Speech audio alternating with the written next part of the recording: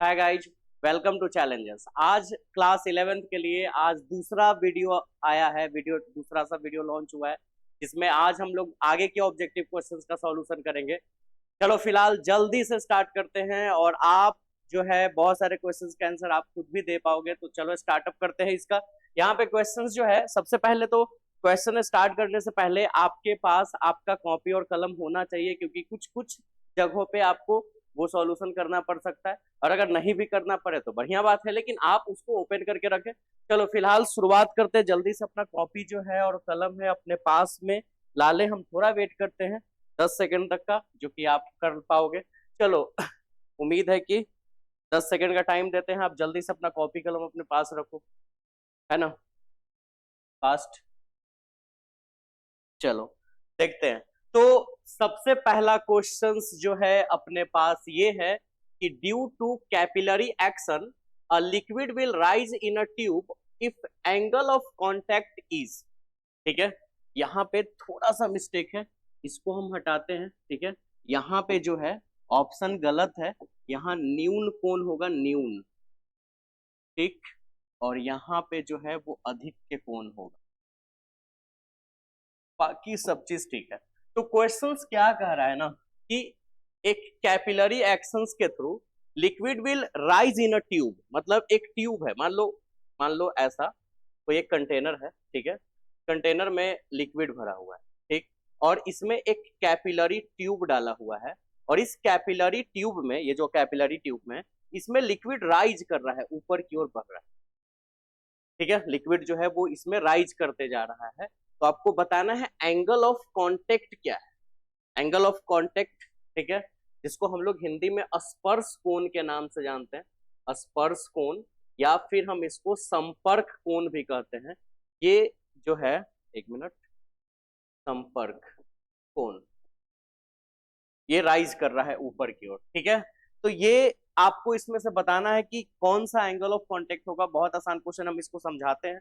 कभी भी देखो, अगर लिक्विड जो है ना वो ऊपर की ओर बढ़े, ठीक है, ऊपर की ओर अगर आपका बढ़े, तो ये हमेशा, अगर मान लो इस ट्यूब को थोड़ा सा हम जूम आउट करके बना रहे हैं, ठीक है, हम मान लो ऐसे थोड़ा सा गंदा टाइप बन गया, ऐसे ऐसे हमने ट्यूब बना दिया, और इस ट्यूब में अगर ये जो लिक्विड है वो फ्लो कर रहा है। ठीक है, एक मिनट,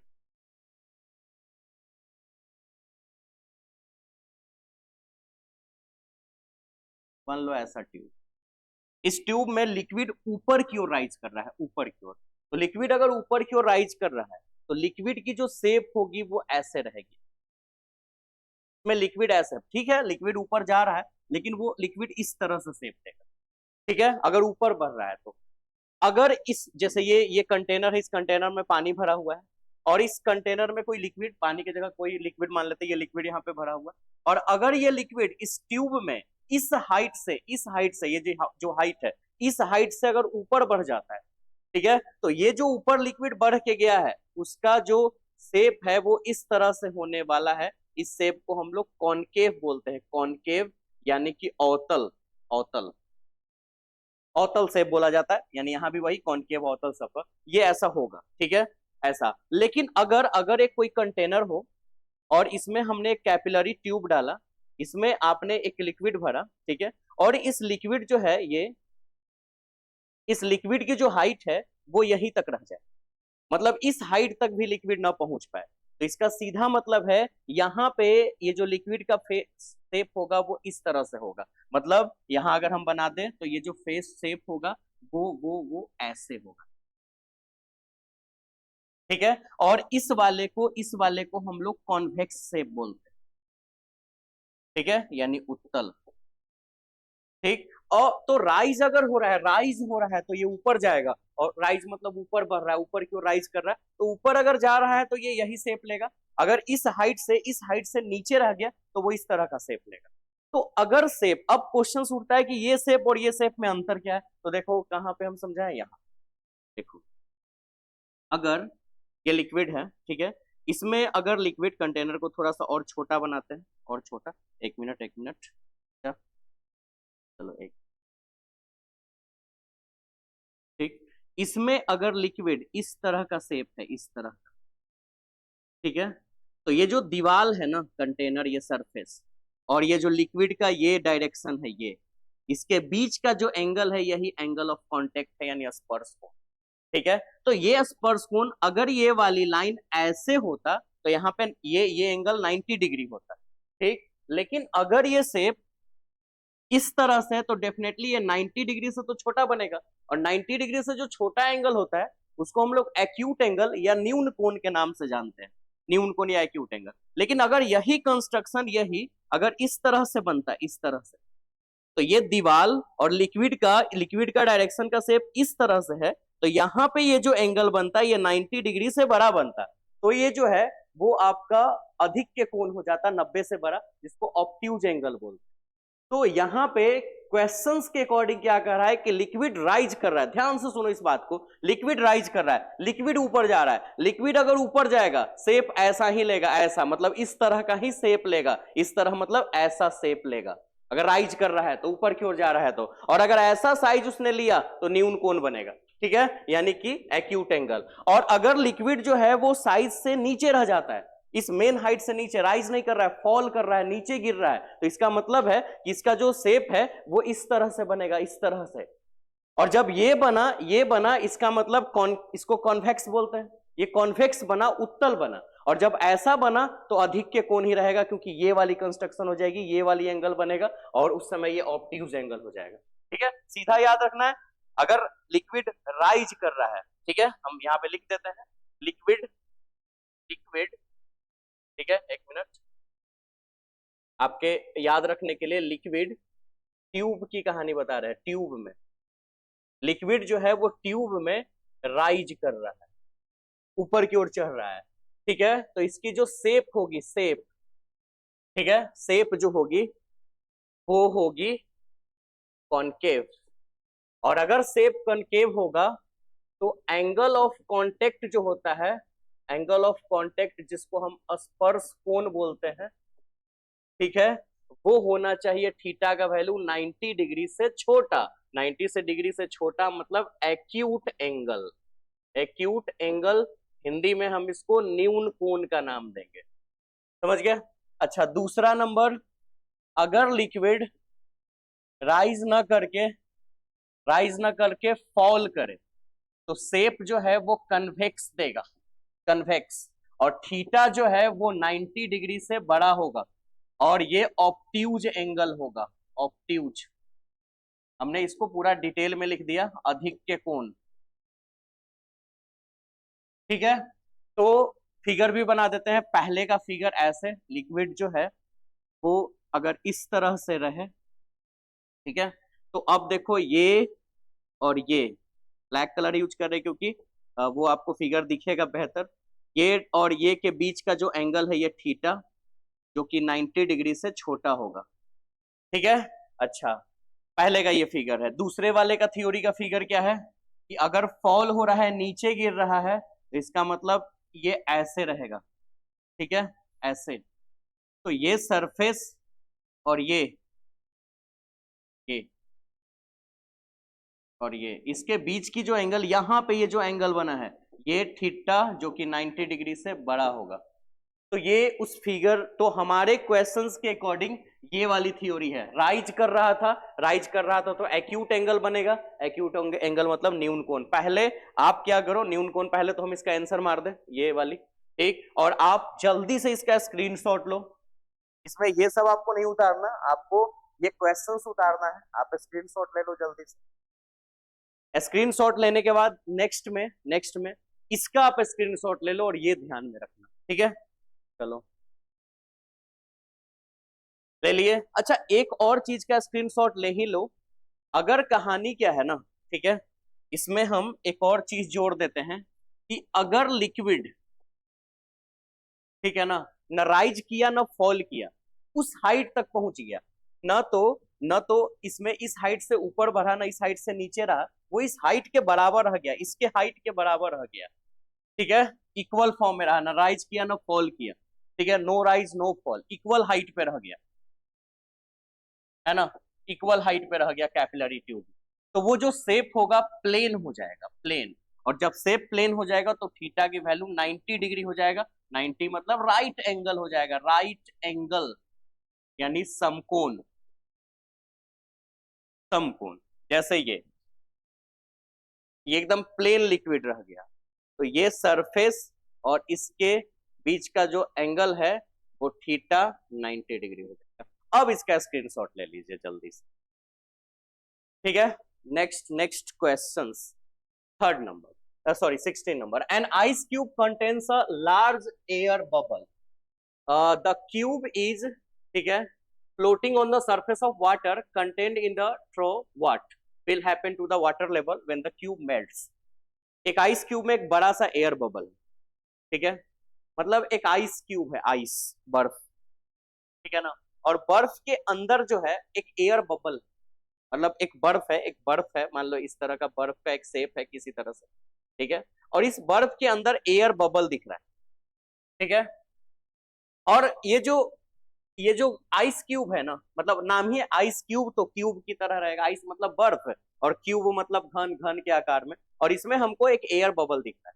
इसको हम पानी पे फ्लोट करवा रहे हैं, मतलब पानी के सरफेस पे तैरा रहे हैं। डेफिनेटली बात है, पानी पे, वाटर पे अगर आप बर्फ को रखोगे वो फ्लोट करेगा, तैरेगा, तो तैर रहा है, तो हम इसको हम पानी पे रख के फ्लोट करवा रहे हैं, तैरवा रहे हैं, ये तैर रहा है। अच्छा, अब क्या कह रहा है ना कि अगर ये क्यूब यानी कि ये जो आइस है, अगर ये मेल्ट करता है, मेल्ट पिघल जाता है, ठीक है, तो आपको बताना है अगर ये पिघल जाता है तो क्या होगा। अगर पिघल जाता है तो इसके वाटर लेवल में क्या होगा। अगेन क्वेश्चन समझ लो, एक कंटेनर है जिसमें तुमने पानी भरा, ठीक, उस पानी में तुमने एक बर्फ डाला, आइस क्यूब, जिसमें एक बबल दिख रहा है, ठीक है, आइस क्यूब डाल दिया, आइस उसमें तैर रहा है, ठीक। अब पता है ना कि आइस को अगर हम पानी में डालेंगे तो आइस जो है, बर्फ जो है, वो धीरे धीरे पिघलना स्टार्ट करेगा, मेल्ट करेगा।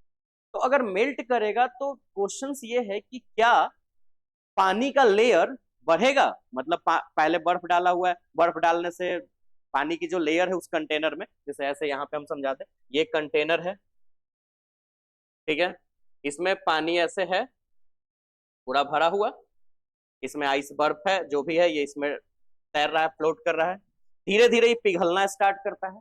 तो पिघलने से इसकी जो ये लेयर है की हाइट है, क्या ये बढ़ेगा या सेम रहेगा। क्वेश्चन का आंसर आपको देना है, ऑप्शन आपके पास है, इट विल राइज, मतलब ये लेयर का हाइट बढ़ेगा, ठीक है, या फिर इट विल फॉल, या फिर लेयर घटेगा, या first it will fall then rise, मतलब पहले बढ़ेगा फिर घटेगा, है ना, या फिर इट विल रिमेन अनचेंज्ड, या फिर ये चेंज्ड ही नहीं होगा। चार ऑप्शन है कि ये हाइट बढ़ेगा, घटेगा, या कभी बढ़ भी सकता है, मतलब पहले बढ़ जाएगा फिर बाद में घट जाएगा, ऐसा होगा, या फिर चेंज ही नहीं होगा, जैसे है वैसे ही रहेगा। चार ऑप्शन, अब आपको आंसर देना है, आंसर आपको 10 सेकंड के अंदर देना है, ए बी सी डी में कौन आंसर है, देखते हैं किसका सही होता है। चलो स्टार्ट करते हैं, कमेंट्स जल्दी जल्दी कीजिए, लाइव चैट में देखते हैं आंसर किसका होने वाला है सही, ठीक है। अब टाइम ओवर होने वाला है, जल्दी से आप अपना आंसर शो करें यहाँ पे। चलिए अब अपना आंसर मिलाइए, यहाँ पे जो आंसर है वो देखते हैं किसका सही है। आंसर जो है वो डी होगा, अपरिवर्तित रहेगा, क्योंकि जिस बर्फ को तुमने वहां पे डाला है, ठीक है ना, जिस बर्फ को तुमने वहां डाल दिया, बर्फ जो है वहां मेल्ट, बर्फ के कारण से, ठीक है, पानी की जो हाइट बढ़नी थी बढ़ गई, जिस समय बर्फ हमने डाला होगा वो हाइट बढ़ा होगा। अब वही पानी उसमें पिघल रहा है, पिघल के धीरे धीरे उसी में मिल रहा है, तो ये ऑलरेडी तो ये अपना वॉल्यूम दे ही चुका था उसको, और वो उसी में गिर रहा है, अलग से तो कुछ आ नहीं रहा है, तो वो जैसे है वैसे ही रहेगा, तो इट विल रिमेन अनचेंज्ड या अपरिवर्तित रहेगा, ठीक है, answer number D. Next question, screenshot ले लीजिए जल्दी से। नेक्स्ट, अब क्वेश्चन है, a person is carrying a bucket, a person is carrying a bucket in one hand and a fish in the other. If the puts fish in the bucket, how will the load carried by the person change? कहने का मतलब क्या है, एक लड़का जो है, एक आदमी जो है, एक हाथ में बकेट लिया है, मतलब कोई भी आप मान लो झोला लो या कोई भी एक बकेट ले लो, और दूसरे हाथ में एक मछली रखा है, फिश, एक बकेट एक में फिश, ठीक है, fish is the other. If he puts fish the bucket, अब क्या करता है, एक हाथ में वो बकेट रखा है, एक हाथ में वो मछली रखा है, अब कुछ देर के बाद इस मछली को इस बकेट में रख दिया और अब इसको टांग के रखना है, तो अब बोला है ये कि how will the load, load क्या होगा, लोड क्या होगा, कम हो जाएगा, ठीक है, या बढ़ जाएगा, या कोई चेंजिंग नहीं रहेगा, या फिर मछली के द्रव्यमान पे निर्भर करेगा, मास पे उसके, मतलब लोड बढ़ेगा कि लोड घटेगा कि लोड में कोई चेंजिंग नहीं आएगा, या फिर मछली के द्रव्यमान पर निर्भर करेगा, ठीक है ना, मछली के मास पे निर्भर करेगा। ऑप्शन आपको आपके सामने है, आंसर आपको देना है, जल्दी से एबीसीडी में आप आंसर चूज कीजिए, कौन सा आंसर होगा, फिर हम इसका सही करेक्शन आंसर करते हैं, जल्दी से। क्या होने वाला है, एक हाथ में अगर आप बकेट रखते हैं, एक हाथ में आप मछली रखते हैं, क्या होने वाला है, जल्दी से आप आंसर्स ढूंढ के बताएं। लगता है सबका आंसर आ गया है। सबको कमेंट्स देना है और सबको लाइव चैटिंग में रखना है, ठीक है, उम्मीद है कि आप आंसर दे दिए होंगे, ठीक है। तो देखिए आपका आंसर अब हम यहाँ पे मिलाते हैं, ठीक, सिंपल सा बात है, आप एक हाथ में एक बकेट रखे हो, एक हाथ में मछली रखे हो, तो क्या होने वाला है, सिंपल सा बात है, होगा क्या, नो चेंज। मतलब अगर आप दोनों को एक साथ रख दोगे तो उससे वेट में कोई चेंजिंग नहीं आने वाला है, क्योंकि लोड जो पहले तुमने लिया था वही लोड अभी भी है, बस एक हाथ में चला गया है, ठीक है, तो लोड जो है वो कोई चेंजिंग नहीं होगा, नो चेंज। अब देखिए किसका किसका आंसर ये सही है, ठीक। नेक्स्ट क्वेश्चन, स्क्रीनशॉट लीजिए, आगे बढ़ते हैं। 17 के बाद 18, 19, नंबरिंग थोड़ा आगे पीछे हो गया है, ध्यान देखते हैं, 18 क्वेश्चन होना चाहिए था यहाँ, लेकिन 19 लिखा गया, चलो आगे बढ़ते हैं। Why the aeroplanes are made to run on the runway before take off, और ये आंसर आप सबको पता होना चाहिए। क्वेश्चंस क्या कर रहा है कि एरोप्लेन जो होता है, एरोप्लेन, आखिर एरोप्लेन क्यों, ठीक है ना, क्वेश्चंस क्या है कि एरोप्लेन आखिर रनवे पे क्यों दौड़ लगाता है, मतलब रनवे पे पहले बहुत तेजी में दौड़ता है, उसके बाद फ्लाइट करता है, ऊपर उड़ता है, आखिर वो रनवे पे क्यों दौड़ता है, इसका क्या रीजन, हाल फिलहाल में आपने ये टॉपिक पढ़ा था। ऑप्शन है आपके पास कि वो फ्रिक्शन को डिक्रीज करता है, मतलब फ्रिक्शन यानी घर्षण को कम करता है, पहला ऑप्शन फ्रिक्शन कम करता है, दूसरा एटमोस्फेरिक प्रेशर को कम करता है, मतलब एटमोस्फेरिक प्रेशर मतलब वायुमंडलीय दाब को कम करता है, यानी एटमोस्फेरिक प्रेशर, तीसरा हवा के चिपचिपे खिंचाव को कम करता है, यानी decreases viscous drag of the air, मतलब श्यान को वो कम करता है, मतलब तीन चीज इसने बोला कि पहला फ्रिक्शन कम करता है, फ्रिक्शन, दूसरा एटमोस्फेरिक प्रेशर कम करता है, और तीसरा विस्कस कम करता है, मतलब कि घर्षण कम करता है, कि वायुमंडलीय दाब कम करता है, या फिर विस्कस कम करता है, ठीक है, श्यानता कम करता है। तीन ऑप्शन हमने पढ़ा, चौथा ऑप्शन है कि यह विमान को अपेक्षित लिफ्ट प्रदान करता है, मतलब चार ऑप्शंस में से तीन ऑप्शन ये बताया गया कि आप क्यों रन करता है, फ्रिक्शन घटाने के लिए, या एटमोस्फेरिक प्रेशर घटाने के लिए, या फिर विस्कस घटाने के लिए, क्या घटाने के लिए, या फिर वो ऊपर की ओर उड़ने के लिए। तो उम्मीद है कि आप लोग मुस्कुरा रहे होंगे, आप लोग का आंसर आपको पता चल गया होगा कि वो रनवे पे इसलिए हाइड करता है। आपने प्रैक्टिकल भी किया था ना हाल फिलहाल में, मैंने एरोप्लेन पर बात बताया था कि एरोप्लेन जितनी स्पीड में आगे बढ़ेगी तो उसका जो वो है एयरफॉइल, जो उसका वो हमने उसको क्या बोला था, जो उसकी वो ऐसे निकली हुई रहती है पंख टाइप का, ऐसे आपने हवाई जहाज देखा है ना, ऐसे ये वो होता है, इधर से ये ऐसे निकला हुआ है, उधर भी ऐसे निकला हुआ होगा, तो ये जो होता है इसका साइज मैंने बताया था, शेप जो होता है वो इस तरह से, और जब एयर फ्लो करके आता है तो इधर से एयर को ज्यादा डिस्टेंस ट्रेवल करना पड़ता है, इधर से कम डिस्टेंस, तो यहाँ की वेलोसिटी इंक्रीज करती है तो प्रेशर जो होता है वो घट जाता है, और यहाँ की वेलोसिटी कम होती है लेकिन प्रेशर बढ़ जाता है, जो प्रेशर बढ़ जाता है तो नीचे से इसको लिफ्ट करता है, ऊपर उठाता है, तो जितना तेज ये रनवे पे हाई रन करेगा, जितना तेज ये रनवे पे दौड़ना स्टार्ट करेगा, इसको उतना ही मदद मिलेगा ऊपर उठने में, तो ये विमान को अपेक्षित लिफ्ट प्रदान करता है, it provides acquired required lift to the aeroplane, है ना, तो ऑप्शन डी। चलो ये हो गया। नेक्स्ट स्क्रीनशॉट ले लीजिए, 20 number, insects are able to run on the surface of water because, insects मतलब कीड़ा, कीड़ा जो है वो पानी की सरफेस पे क्यों दौड़ पाता है, अगर मान के चलो कि एक ये ऐसे लिक्विड का लेयर है, इस पे अगर आप एक कीड़ा बना दो, ऐसे उसके बहुत सारे ऐसे पैर होते हैं, तो ये कीड़ा जो है वो आराम से इस पे जो है वो इस लिक्विड पे दौड़ पाता है, क्यों क्यों दौड़ पाता है, क्या रीजन है, तो पहला ऑप्शन है कि surface tension makes it surface to behave as an elastic membrane, मतलब सतह तनाव, इसकी सतह तनाव को हम यहाँ पे पृष्ठ तनाव लिख देते हैं, आपने हाल फिलहाल में पढ़ा था, पृष्ठ तनाव इसकी सतह को लोचदार झिल्ली के रूप में व्यवहार करने के लिए बनाता है। दूसरा option, insect swim of water, insect जो है वो वाटर पे स्विंग कर सकता है, ठीक है, ऐसा कुछ नहीं है स्विंग करने की, तो हम लोग भी स्विंग कर सकते हैं, इसका मतलब पानी में दौड़ थोड़े सकते हैं, है ना, पानी पे आप दौड़ नहीं पाइएगा, स्विंग करने का मतलब आप उसमें तैर सकते हो, अंदर डूब के हल्का हल्का डूबे रहोगे फिर वो तैरोगे, लेकिन पानी पे दौड़ जाना ऐसा तो नहीं पॉसिबल, लेकिन इंसेक्ट दौड़ पाते हैं, तो ऐसा कुछ नहीं है। इंसेक्ट्स हैव लेस वेट, मतलब इंसेक्ट जो है वो कीड़े का जो वेट होता है वो कम होता है, ये भी नहीं है, क्योंकि और भी बहुत सारे ऐसे चीज है जिसका वेट कम हो तो शायद वो डूब जाए, ठीक है, लेकिन इंसेक्ट नहीं डूब पाते, वो दौड़ पाते हैं। Of Archimedes of trust, Archimedes के थ्योरी में ऐसा कुछ थ्योरी ही नहीं है, आर्किमिडीज में सिर्फ ये बताया गया था कि ऑब्जेक्ट को अगर हम डालेंगे वाटर में तो ऑब्जेक्ट का वेट घट जाए, कितना वेट घटेगा, जितना वेट का उसने पानी हटाया है, तो ये भी थ्योरी नहीं होने वाला, तो सिंपल सा बात है, सरफेस टेंशन, सरफेस टेंशन के कारण से ऐसा होगा, ठीक है, यानी कि पृष्ठ तनाव के कारण से, तो option number A. Next screenshot, 20 हो गया, 21।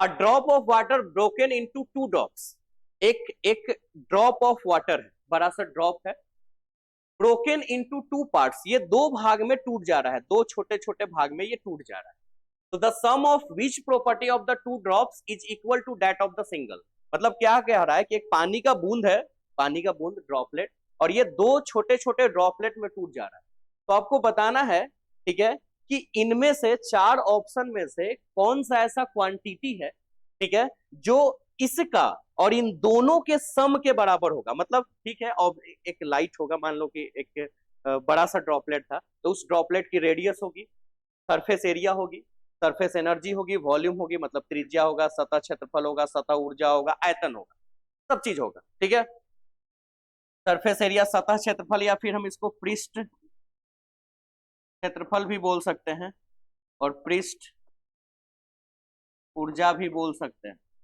ठीक है, आयतन, तो इन चारों में से कौन सा ऐसा क्वांटिटी है कि इसका भी वो क्वांटिटी उतना ही रहेगा जितना इन दोनों के सम के बराबर, मतलब दोनों का योगफल, ठीक है, तो वो चीज क्या है, आयतन, वो है आयतन। याद रखिएगा, अगर एक कोई भी ऑब्जेक्ट, ठीक है, एक कोई भी ऑब्जेक्ट, पानी ड्रॉपलेट को हटा के हम कोई भी ऑब्जेक्ट ले लेते, इस ऑब्जेक्ट को अगर हम दो भाग में तोड़ेंगे तो इसका जो वॉल्यूम होगा, इस पूरे का जो वॉल्यूम था आयतन, इसका आयतन, ठीक है, और इस मान लो ऐसे, इसको और बेहतर थोड़ा समझाए तो कैसे, एक मिनट, इसको दो भाग में तोड़ दो, छोटा छोटा, ठीक है, इसकी वॉल्यूम V1, इसकी वॉल्यूम V2, तो इसकी जो वॉल्यूम है, इसकी वॉल्यूम बोले तो आयतन, इसकी वॉल्यूम जो है इन दोनों के वॉल्यूम का सम होगा, क्योंकि इसी से तो टूट के ये दो बना है। अच्छा, अगर इसमें इसको हम तीन भाग में तोड़ देते, सपोज तीन भाग में तोड़ देते, एक भाग, दो भाग, तीन भाग, इसकी वॉल्यूम V, इसकी वॉल्यूम V1, ये V2 और ये V3, तो इसकी अकेले की जो वॉल्यूम है इन्हीं तीनों के वॉल्यूम के सम के बराबर होगा, क्योंकि उसी से वो टूट के बना है, वॉल्यूम यानी आयतन, तो यहाँ पे आयतन होगा, ठीक है, स्क्रीनशॉट लीजिए। नेक्स्ट क्वेश्चन, आगे, two drops of liquid merge to form a single drop, मतलब दो ड्रॉप है, छोटे छोटे पानी का दो बूंद है, ठीक है, टू ड्रॉप्स ऑफ लिक्विड, पानी की जगह पे कोई दूसरा तरल मान लेते हैं, दो ड्रॉप है, मिल के एक बड़ा ड्रॉपलेट बना दिया, पिछले बार में एक ड्रॉपलेट टूटा था, इस बार ड्रॉपलेट मिलके एक बड़ा ड्रॉपलेट बना दिए, बड़ा बूंद, clear, in this process energy is, ठीक है, यहाँ पे एक ऑप्शन जो है वो छूटा हुआ है, बी नंबर ऑप्शन, वो हम लिखते हैं रिलीज, ठीक है, यहाँ पे भी ये ऑप्शन सी हो जाएगा और ये ऑप्शन डी, और बी ऑप्शन छूटा हुआ है, ठीक है, रिलीज मतलब बाहर, ठीक है। अब देखो, अगर दो ड्रॉप से ही दोनों को अगर हम मर्ज करेंगे ना, क्वेश्चन क्या है, एनर्जी क्या होगा, ऊर्जा, एनर्जी यानी दो लिक्विड छोड़ के क्या होगा, एनर्जी बाहर निकलेगा, क्या होगा, तो आप हमेशा इस बात को याद रखें, ठीक है ना, ये नॉर्मल सी बात है, आपने एक टॉपिक पढ़ा भी था, नाभिकीय संरचना के विषय में, 12th में, फिलहाल वो बहुत पीछे का टॉपिक, वो लिक्विड कभी भी अगर मर्ज होगा तो यहां से एनर्जी जो है वो बाहर निकलेगा, रिलीज होगा, ठीक है, और अगर एक बड़ा सा ड्रॉपलेट टूटा, ब्रेक हुआ, ब्रेक होने के बाद ये छोटा छोटा दो भाग में बना, ठीक है, तो ये एनर्जी को एब्जॉर्ब करेगा, एनर्जी इसके अंदर जाएगा, ये दोनों एनर्जी एब्जॉर्ब करेगा। फिलहाल यहाँ यहाँ पे लिक्विड मर्ज कर रहा है, मर्ज करके बड़ा बन रहा है, तो अगर बड़ा बन रहा है तो ये एनर्जी को बाहर निकालेगा, रिलीज करेगा, क्योंकि ये ऐड हो रहा है तो अपने अंदर से एनर्जी को बाहर निकालेगा। ठीक है, तो यहाँ पे एनर्जी रिलीज करेगा, ऑप्शन नंबर बी। और अगर यही ब्रेक होता है तो एनर्जी जो है वो अपने अंदर रिसीव करता, यानी एब्जॉर्ब करता। स्क्रीनशॉट।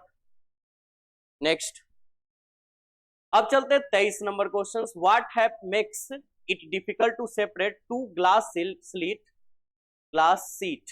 ठीक है, अच्छा देखिए ये क्वेश्चंस जो है ना, ये क्वेश्चंस मैं आपको नहीं करवाने वाला, ठीक है, क्योंकि ये क्वेश्चंस में थोड़ा सा इसमें कुछ प्रॉब्लम हो गया था, पूरा क्वेश्चंस में कुछ टाइपिंग का प्रॉब्लम है, इस क्वेश्चंस को छोड़ के रखते हैं। ठीक है, क्योंकि इसके ऑप्शंस में भी कुछ कुछ वो टॉपिक है। ठीक है, अब आगे देखिए,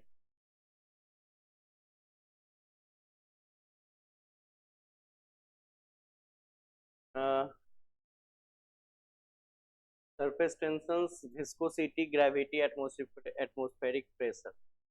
ठीक है, विस्कोसिटी, सरफेस टेंशन, चलो हो सकता है क्वेश्चन सही है, मतलब गलत नहीं है। देखते हैं, what makes it difficult to separate two glass sheets having a drop of water between them.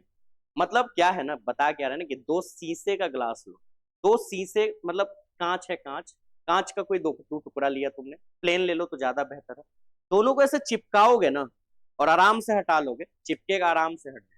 लेकिन तुमको प्रॉब्लम कब होगा, जब तुम दोनों ग्लास को एक लिक्विड से भिंगा दो, दोनों को, दोनों के सरफेस को भिंगा दो और अब इसको चिपका दो, अब ये चिपक जाएगा और तुम इसको जब हटाओगे ना तो अब थोड़ा डिफिकल्ट होगा हटाने में, तुमको कठिनाई महसूस होगा।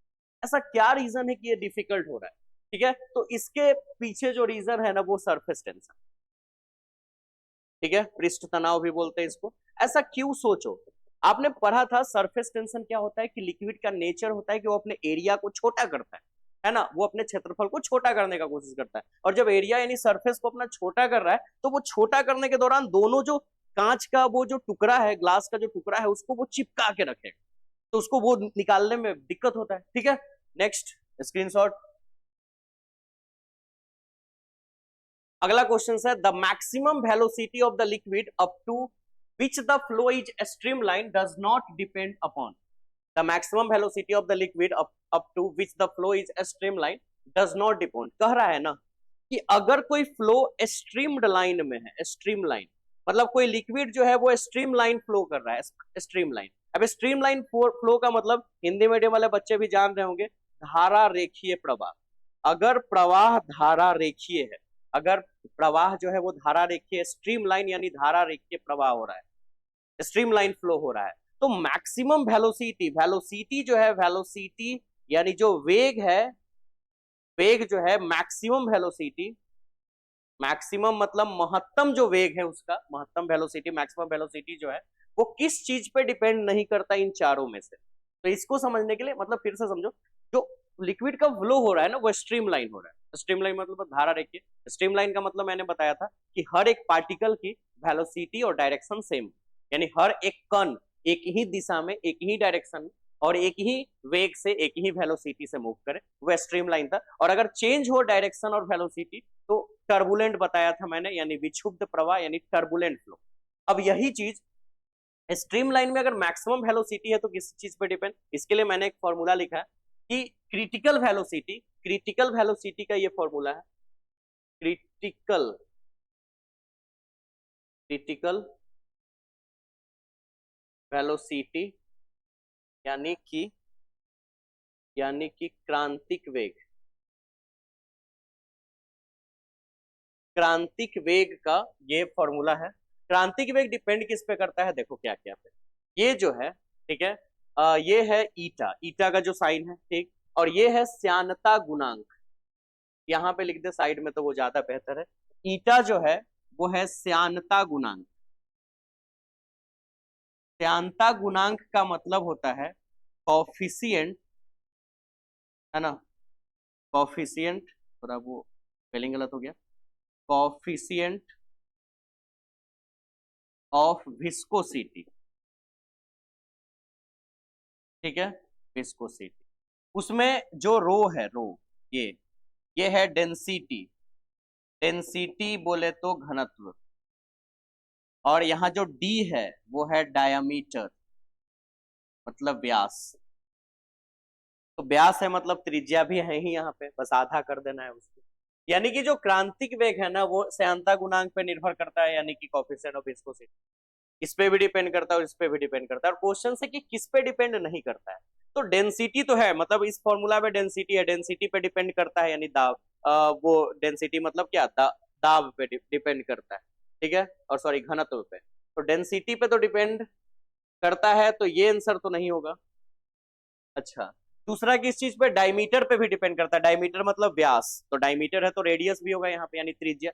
तो त्रिज्या पे भी डिपेंड करता है, तो ये भी आंसर नहीं होने वाला, ठीक है। अब है प्रेशर ऑफ द लिक्विड, और दूसरा ऑप्शन है द्रव की चिपचिपाहट यानी विस्कोसिटी ऑफ द लिक्विड। तो विस्कोसिटी का भी तो नाम है ही, श्यानता का नाम, ठीक है ना। अच्छा, विस्कोसिटी ऑफ द लिक्विड, यहाँ पे थोड़ा सा द्रव की चिपचिपाहट है, ये नहीं होगा। यहाँ पे जो होगा वो ट्रांसलेट किया हुआ गलत है, द्रव का श्यानता, द्रव का श्यानता। तो श्यानता यानी कोफिशिएंट विस्कोसिटी का नाम भी यहाँ पे आया है, तो इस पे भी डिपेंड करता है, तो ये भी आंसर नहीं होगा। लेकिन इस फॉर्मूला में कहीं भी प्रेशर का नाम नहीं है, प्रेशर पी कहीं नहीं है, ये तो रो है। प्रेशर यानी दाब का नाम नहीं है, तो दाब पे डिपेंड नहीं करता, यानी प्रेशर ऑफ द लिक्विड पे नहीं, यानी ऑप्शन इज बी, ठीक है। नेक्स्ट, इसका आप स्क्रीनशॉट ले लें। 25 हो गया, 25। अब चलते हैं। The velocity of to which the flow of a liquid remains streamline and above which is becomes turbulent is called. कह रहा है क्वेश्चन कि उस वेलोसिटी का नाम क्या है ना, उस वेलोसिटी का नाम क्या है, उस वेलोसिटी, वेलोसिटी मतलब वेग, उस वेलोसिटी, उस वेग का नाम क्या है कि इससे अगर हम पहले रहें तो जो फ्लो है, फ्लो वो स्ट्रीम लाइन रहे, स्ट्रीम लाइन मतलब कि धारा रेखीय, और इस वेलोसिटी के आगे जाए तो वो हो जाए टर्बुलेंट। याद आ गया होगा आपको आंसर, विक्षुब्ध। ठीक, जल्दी से बताइए कि इसमें से कौन सा आंसर होने वाला है, ठीक है। कौन सा, हम उसको क्रिटिकल वेलोसिटी यानी क्रांतिक वेग, टर्मिनल वेलोसिटी सीमांत वेग, वेलोसिटी ग्रेडियंट यानी वेग प्रवणता बोले, जल्दी से आपको है आंसर के लिए 10 सेकंड का आपके पास टाइम है, टाइम आपका स्टार्ट हो गया, जल्दी से आप आंसर। कौन सा ऐसा वेलोसिटी है जिसके बाद जो फ्लो होता है वो टर्बुलेंट हो जाता है और उससे पहले वो स्ट्रीम लाइन रहता है, मतलब पहले वो धारा रेखीय होता है और उस वेग के बाद, उस बाद वो टर्बुलेंट, ठीक है। आंसर जल्दी से देना है, टाइम खत्म ही होने वाला है, जल्दी। चलो, तो अब आंसर मिलाते हैं, ठीक है। आंसर 25 का ए है, ए, ठीक है, क्रिटिकल वेलोसिटी यानी क्रांतिक वेग। अब देखिए किनका किनका आंसर सही है। चलो स्क्रीनशॉट लो और आगे बढ़े हम लोग।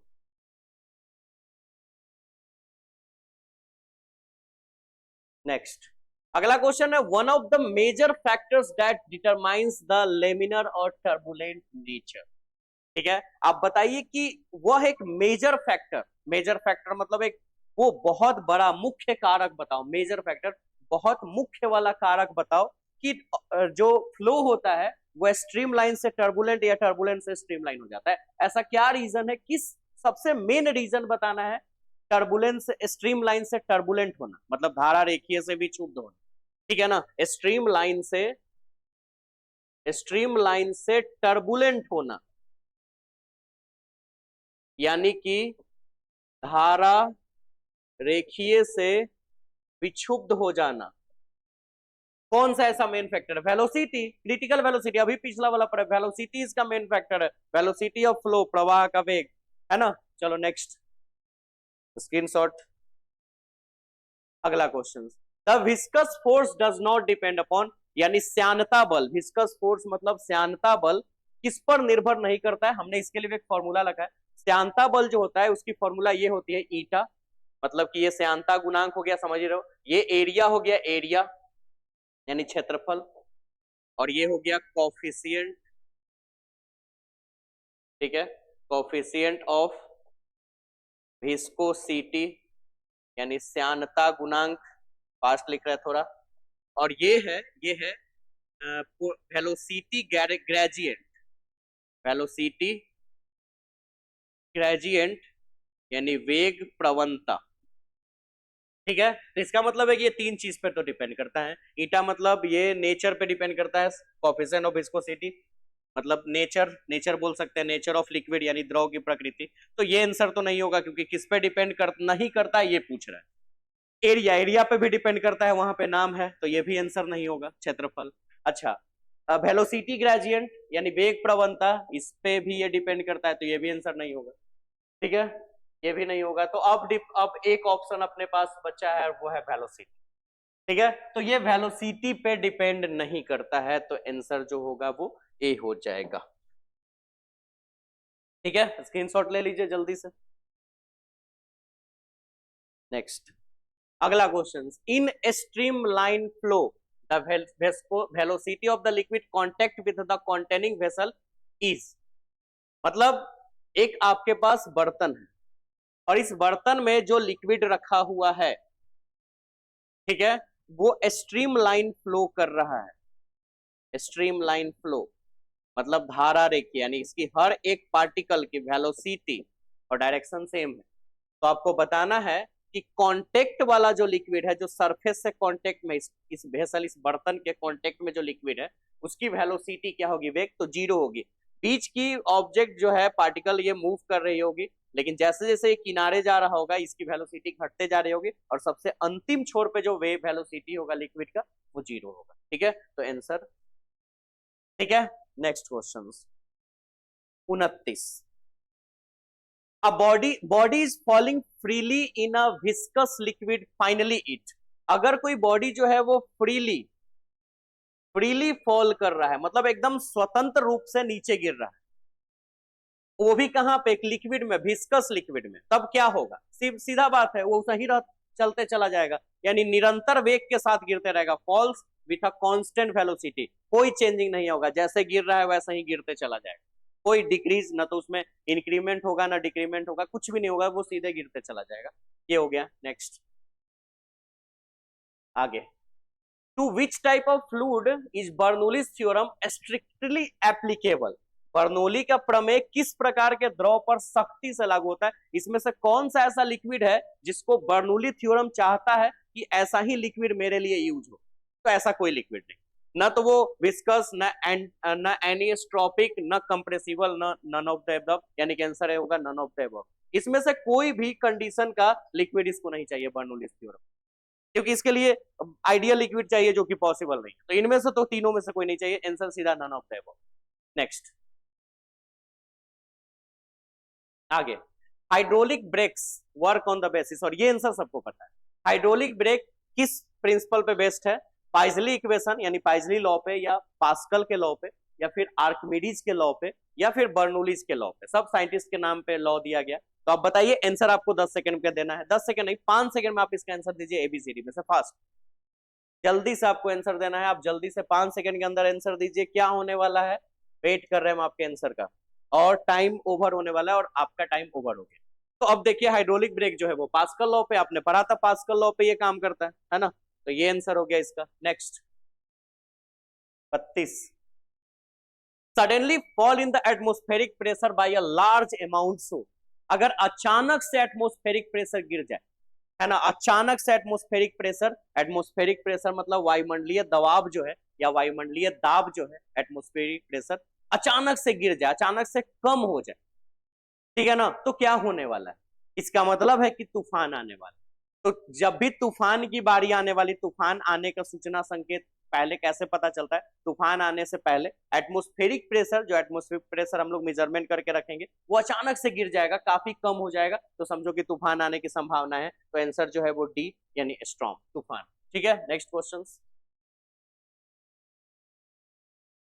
ये, if two pieces of metal when immersed in a liquid have two equal upthrust on them, then both pieces have equal। यानी कि हमने दो, क्या किया, एक लिक्विड में, एक लिक्विड है, इस लिक्विड में हमने दो गो मेटल मतलब धातु, दो मेटल यानी दो धातु का लिक्विड बॉडी जो है हमने इमर्स कर दिया, मतलब उसमें डुबा दिया, और दोनों पर इक्वली अपथ्रस्ट फोर्स लग रहा है। अपथ्रस्ट मतलब याद है ना, अपथ्रस्ट फोर्स ऊपर की ओर जो लगता है, दोनों पर इक्वल अपथ्रस्ट फोर्स लग रहा है, पानी दोनों पे इक्वल अपथ्रस्ट फोर्स लगा रहा है। तो आप बताइए कि उन दोनों टुकड़े का, ये जो दोनों टुकड़ा है इसका क्या बराबर होगा, मास होगा बराबर, डेंसिटी होगा बराबर, वॉल्यूम होगा बराबर, या वेट होगा बराबर, यानी द्रव्यमान या घनत्व या आयतन या उसका वजन भार जो भी है। सीधा बात है, आपने पढ़ा था, सब डिपेंड वॉल्यूम पे है, ये आर्किमिडीज प्रिंसिपल वाली थ्योरी। दो बॉडी को जब हम नीचे की ओर रखे हैं, पानी में डुबा दिए हैं, दोनों पे अगर आप ट्रस्ट फोर्स सेम लग रहा है, इसका मतलब कि दोनों ने सेम लिक्विड हटाया है वहां से, जितना पानी पहले वाले बॉडी ने हटा दिया या जितना लिक्विड पहले वाले बॉडी ने हटाया उतना ही लिक्विड दूसरे वाले बॉडी ने भी हटाया। और तो दोनों सेम लिक्विड हटाया होगा तभी तो नीचे से सेम फोर्स लग रहा है, अपथ्रस्ट फोर्स। इसका मतलब है कि दोनों की वॉल्यूम सेम होगी, आयतन, है ना। तो यहाँ पे जो आंसर है वो सी। ठीक है, चलिए अब इसका आप स्क्रीनशॉट ले लीजिए फास्ट।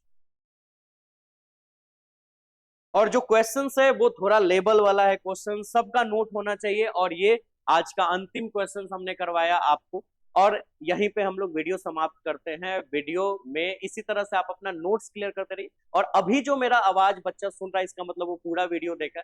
तो इसी तरह से इसी जोश उमंग से हमेशा लगे रहे अपने पढ़ाई के प्रति। ठीक है, आप बहुत आगे जाने वाले हैं, मेरी बहुत सारी शुभकामनाएं कि आप बहुत आगे जाइएगा। इसी तरह से आप आगे बढ़ते रहिए। वीडियो को यहीं पे समाप्त करते हैं, और हम अगले दिन फिर एक नए सिरे से नए कुछ ऑब्जेक्टिव क्वेश्चंस लेके आते हैं। तब तक अपना ख्याल रखिए, मिलते हैं नेक्स्ट क्लास में। ठीक है, वीडियो को शेयर कर दीजिए, लाइक कर दीजिए। Bye bye.